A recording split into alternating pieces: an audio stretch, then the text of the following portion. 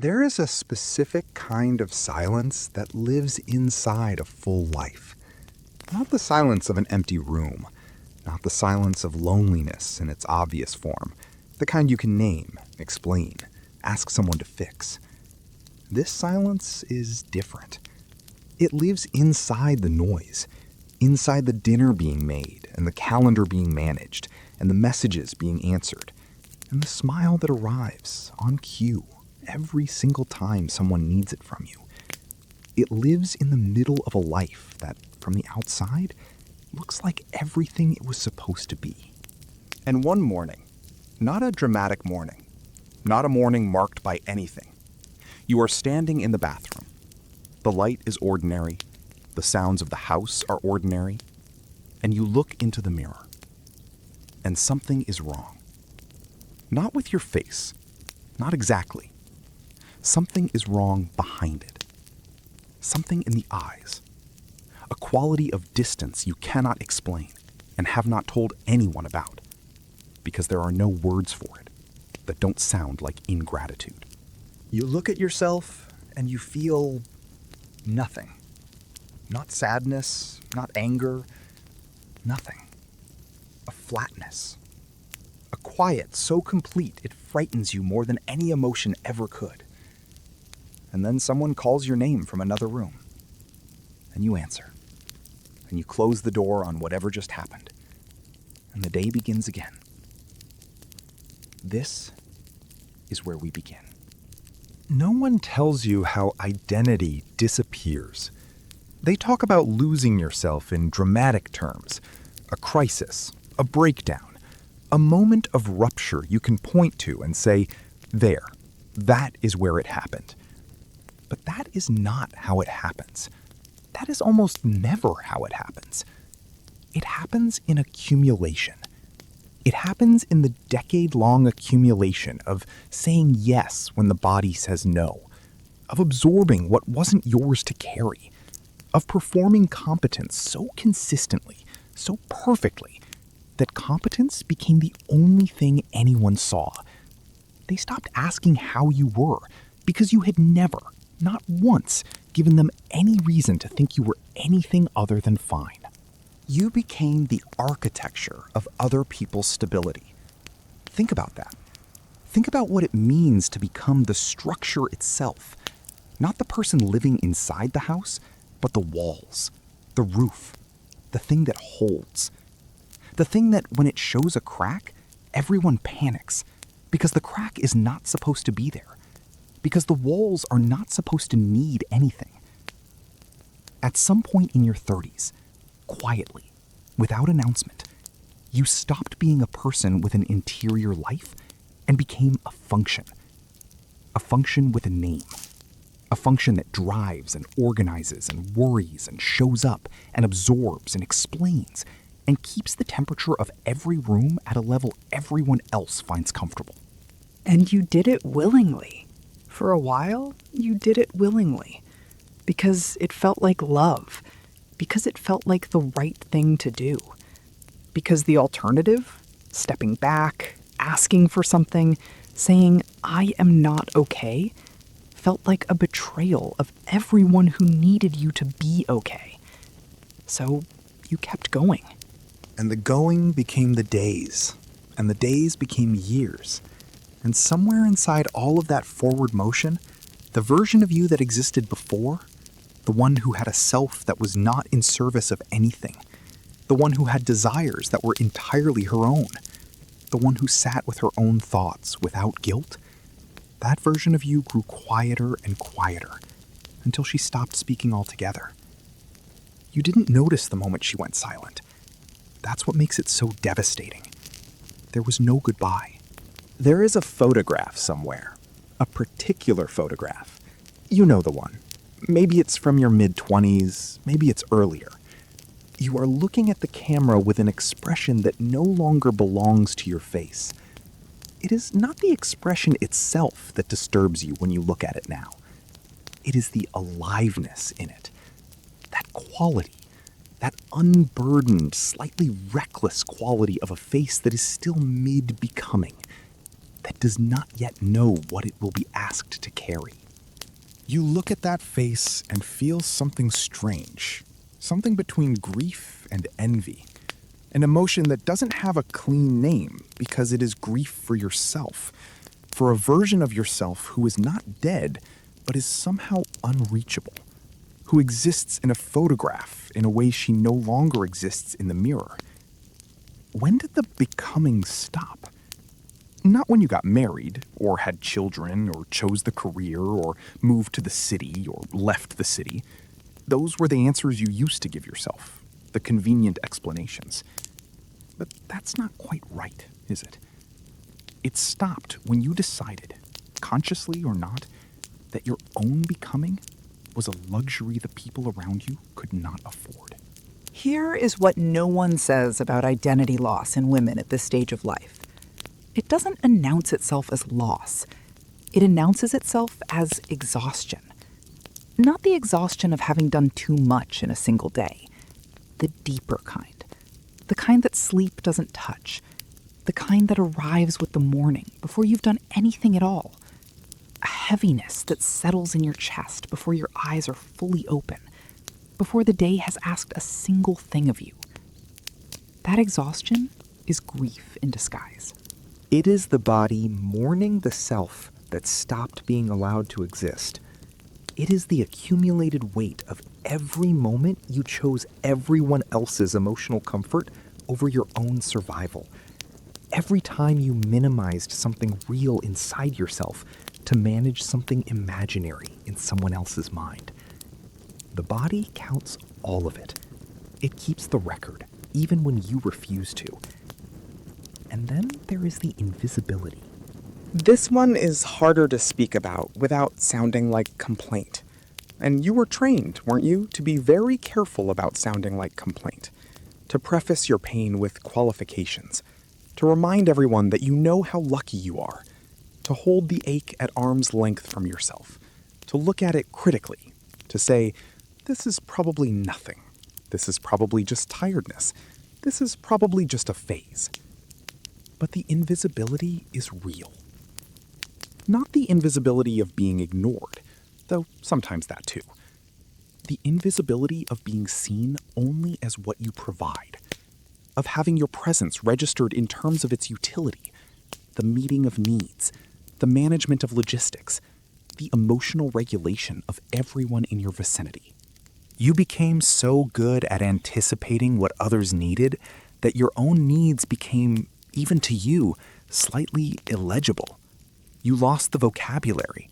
You lost the habit of attending to them. And when you tried, on the rare occasion you tried, to say something about what was happening inside you, the words came out wrong, too small for what they were carrying, too easily dismissed.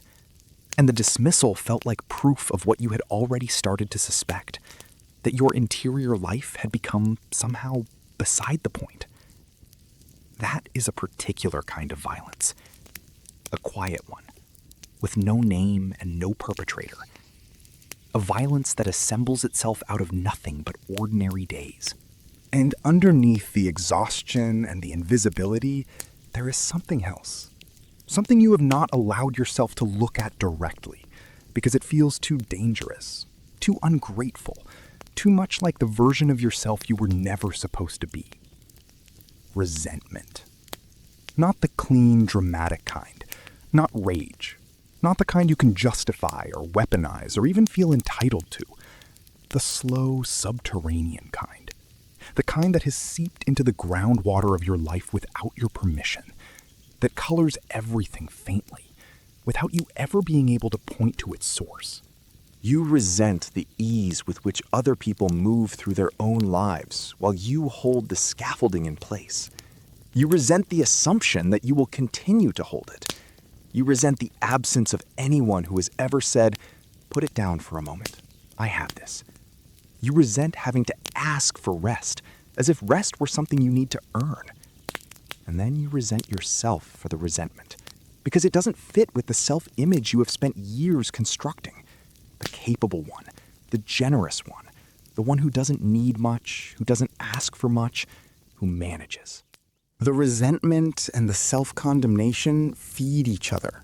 A closed circuit, exhausting to maintain, impossible to exit. This is what burnout actually is.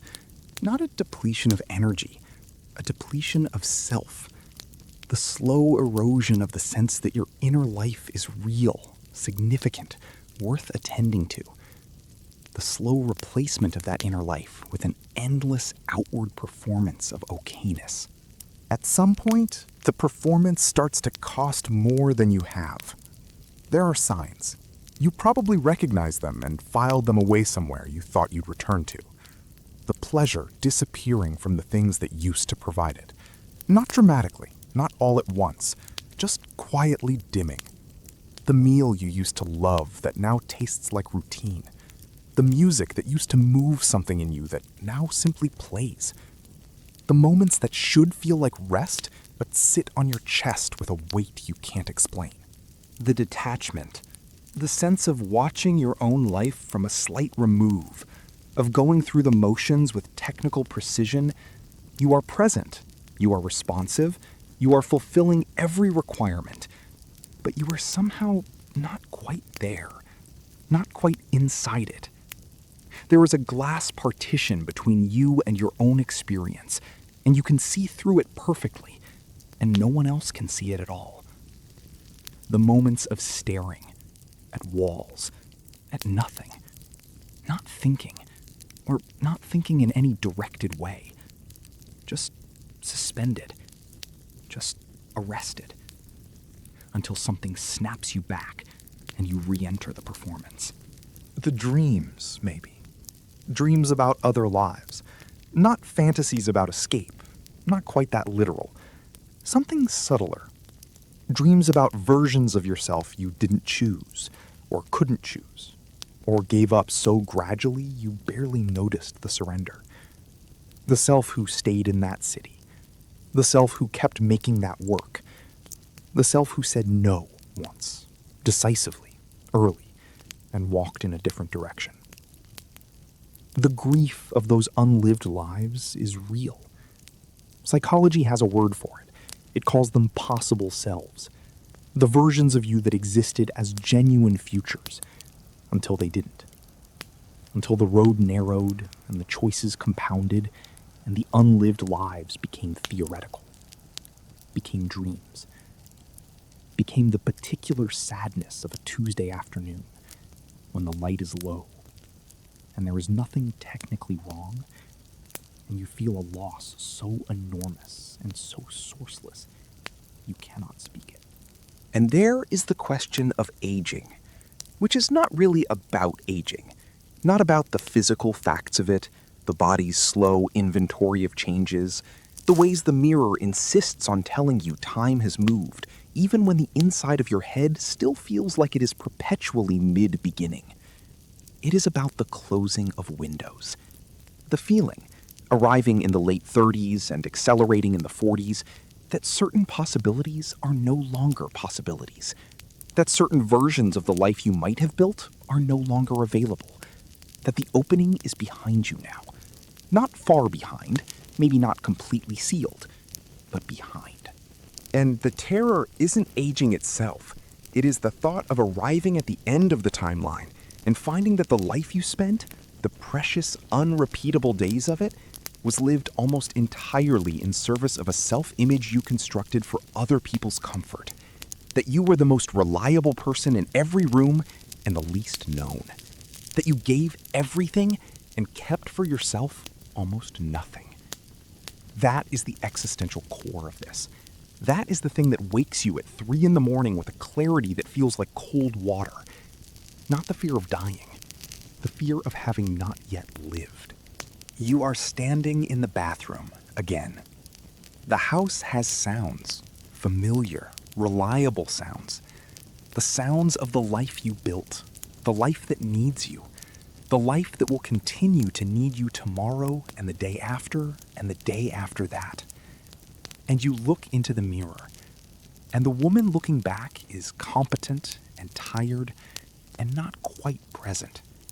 She has held so much for so long that holding has become her resting state.